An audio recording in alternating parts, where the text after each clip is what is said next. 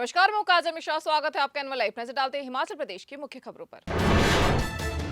चुनाव कोई भी हो, उसमें अक्सर उम्मीदवारों की दांव पर रहती है साख। इस बार 10 जुलाई को हमीरपुर में होने वाले उपचुनाव में पार्टी प्रत्याशियों के साथ साथ मुख्यमंत्री सुखविंदर सिंह सुक्खू और पूर्व मुख्यमंत्री जयराम ठाकुर की साख भी दांव पर लगी आ रही है नजर। हालांकि इस चुनाव से न सरकार को पड़ेगा कोई फर्क, न ही विपक्ष में बैठी भाजपा किसी भी तरह से बना पाएगी सरकार। लेकिन मुख्यमंत्री के गृह जिले में होने वाले इस चुनाव की जहां जीत होगी बड़ी, वहीं उतनी ही बड़ी होगी हार।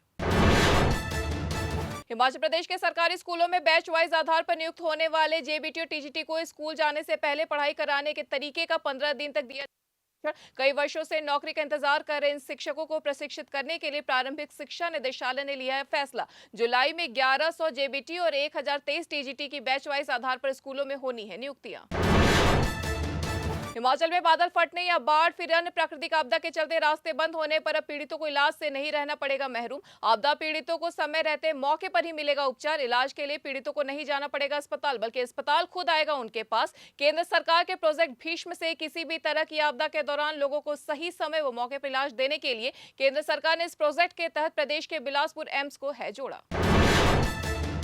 बीते दिनों हिमाचल की राजधानी शिमला में लोगों को पीने की पानी की समस्या का करना पड़ा सामना। लंबे वक्त से बारिश न होने की वजह से जनता को नहीं मिल पा रहा था पानी। अब बारिश होने के बाद पानी की धीरे धीरे सामान्य हो चुकी है सप्लाई। नगर निगम शिमला हर तीसरे दिन शहर की जनता को उपलब्ध करवा रहा है पानी। इससे लोगों को मिली है बड़ी राहत। ब्यास और पार्वती नदी में फोटो खींचने के लिए अपनी जान को भी जोखिम में डाल रहे हैं सैलानी। ताजा मामले में मणिकर्ण के कटागला में हरियाणा का एक दंपति नदी किनारे कर रहा था फोटोशूट कि अचानक महिला का फिसल गया पांव और फंती पार्वती नदी में जा गिरी महिला। नदी में गिरने के बाद महिला है लापता। एसपी कुल्लू ने दिया बयान कि पुलिस स्थानीय लोगों के साथ कर रही है महिला की तलाश। राजधानी की सफाई व्यवस्था का जिम्मा संभाल रहे सहब सोसाइटी के कर्मचारियों की पूरी कर ली गई है ज्यादातर मांगे। नगर निगम आयुक्त भूपेंद्र अत्री की अध्यक्षता में हुई गवर्निंग बॉडी की बैठक में लिए गए कई अहम फैसले। कर्मचारियों के काम के दौरान मृत्यु होने पर मिलने वाली मुआवजा राशि बढ़ाने की गई थी मांग। इसे 1 लाख रुपए से बढ़ाकर कर दिया गया है 2 लाख। प्रदेश की मंडियों में अब खत्म होने के कगार पर स्टोन फ्रूट का दौर, जिसके बाद यहां सेब की हो जाएगी आमाद। अभी मंडियों में पहुंच रहा है सीए स्टोर में रखा हुआ सेब, लेकिन सीधे बगीचों से आने वाले सेब की 15 जुलाई के बाद मानी जा रही है दस्तक। इसे देखते हुए प्रदेश के बागवानी विभाग और विपणन बोर्ड के अपनी तैयारियों को अंजाम देना कर दिया है शुरू। जीएसटी 6% कम होने के बाद बागवानों को अब 3 रुपए तक सस्ता मिलेगा सेब कार्टन। बता दें कि सेब कार्टन पर पहले 18% था जीएसटी। कुछ दिन पहले दिल्ली में हुई जीएसटी काउंसिल की बैठक में कार्टन पर जीएसटी 6% कम कर किया गया 18 से 12%। इस बार प्रदेश में सेब की 2.5 से 3 करोड़ पेटियों के उत्पादन का लगाया गया अनुमान।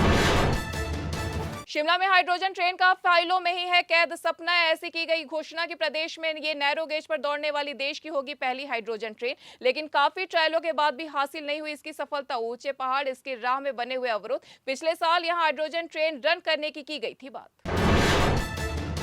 हिमाचल में लगातार 4 दिनों तक भारी बारिश का जारी किया गया अलर्ट। मौसम विज्ञान केंद्र शिमला के अनुसार प्रदेश के कुछ हिस्सों में 2-3 दिन के भीतर दक्षिण पश्चिम मानसून के आगे बढ़ने के लिए परिस्थितियां अनुकूल होने की है संभावना। राज्य में 3 जुलाई तक लगातार बारिश का है पूर्वानुमान। 28 जून से बारिश पकड़ेगी रफ्तार। अधिकांश जिलों में झमाझम बारिश के हैं आसार।